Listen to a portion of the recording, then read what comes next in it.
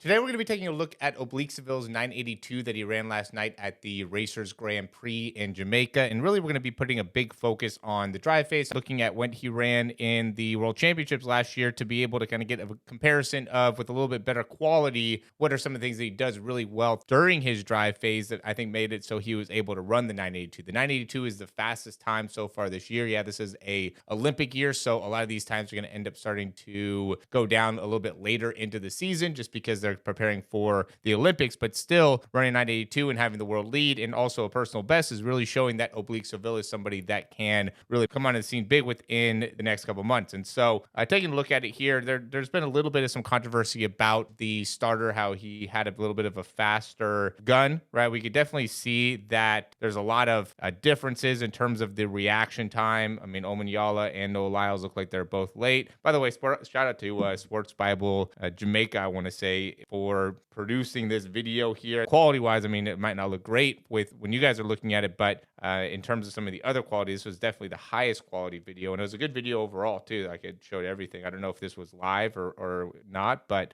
definitely a good quality video, I would say, overall. When we're looking at this here again, we could see definitely some later responses. Even Darnell Hughes didn't have a great response. Oblique Seville, he's a good starter in general, right? So he's typically pretty good at getting the first foot down. And when you're looking at it, yeah, he might have reacted a little bit later, but it wasn't a huge difference from one compared to the other. So I wouldn't say that that's the reason why he ended up not winning the race. And one of the things that Oblique Seville does really well is that drive phase, is getting out, is being able to accelerate. And notice as he's coming forward, how he's maintaining a very forward position here. So he has a lot of range of motion within the hips. We'll also take a look at his race from last year. He has a lot of range of motion in the hips, especially as he's going into his, let's call it his odd step or his left step. Okay, so his first step here, we could see he's there. Second step, he's a little bit more straight through, a little bit more what would be considered external rotation within that leg. Then this third step, he's a lot more kind of turned towards the side. And then from there, he drives right through with the leg and does a great job of picking up a lot of distance. See this as well here, where he's just generating or getting a lot more distance per step as he's going through these steps, right? So he's landing here on this seventh step. He's, at least from here, or to me, it looks like he's already in the lead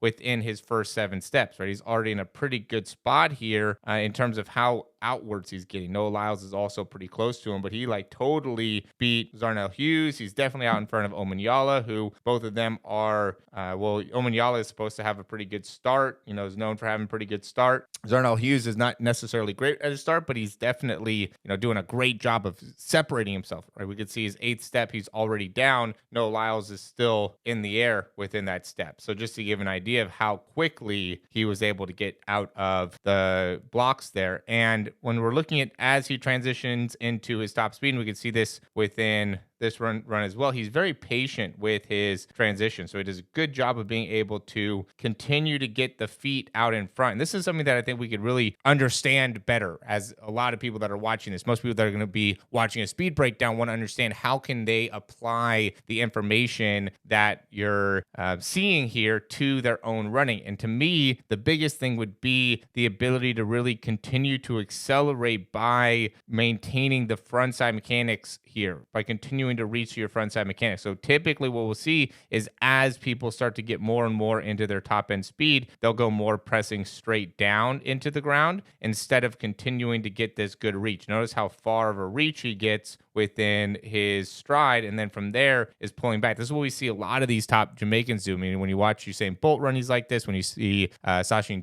Dennis, he runs like this. A lot of these, Safa Powell, Johan Blake, a lot of these guys, they have a very similar running style. And to me, I think it's the best. I think there's a lot more similarity within the Jamaican running style and also a lot more continued success within the Jamaican running style, where within the U.S., there's a lot of different variety, right? We don't really have a type of sprinter. There's Fred Curley, there's Noah Lyles, there's Christian Coleman, there's Trayvon Bromell. Like, those 4 guys all run very, very differently. Where if you look at Oblique Seville and you look at Sachin Dennis, they both run very, very similar, just to give an example. And again, it's a big focus on being able to get the front side mechanics, so they're pulling within their front side and do a really good job of being very quick and being able to get off the ground. And so in order to do that, okay, we want to be able to understand that when this foot hits the ground, we want to be very quick at being able to bend the knee and get right back up off the ground. Okay, so he does a really good job of this. The point of being able to look at the 982 was really to be, this is 986, this is a little bit slower, but this is in a semifinal, so he didn't try to run as fast. He could have probably easily gotten 982 if he finishes this race all the way. Okay, so we're seeing a lot of similarities from what he was doing last year in comparison to what he was doing this year, but we want to be able to just look at a little bit more clear, have a little bit better understanding of exactly what's happening, where this one, especially as we get later on, it's a little bit harder to see with the blue track and the feet and everything like that. But notice even here, you can see as he lands, he's very quick to then bend the knee, get that heel up, and transition right back through. So he's doing a great job of being able to really maximize the front side. And that's how you can get better within